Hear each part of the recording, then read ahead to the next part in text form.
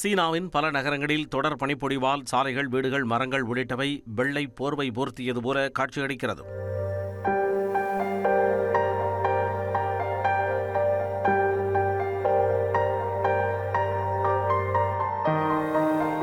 Beijing, Ziyan, xenon, ஹண்டான் உள்ளிட்ட இடங்களில் குளிர்காலத்தில் கடும் பனிப்பொழிவு ஏற்பட்டுள்ளது.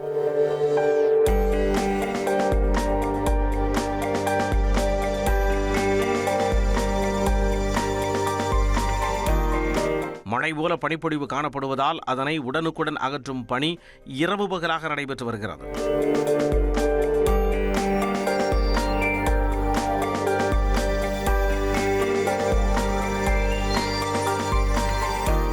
ஆறுகள் ஆங்காங்கே பனிக்கட்டிகளாக உறைந்துள்ளன. கட்டடங்கள், சிலைகள் மற்றும் சாலை எங்கும் பனி படர்ந்துள்ளன.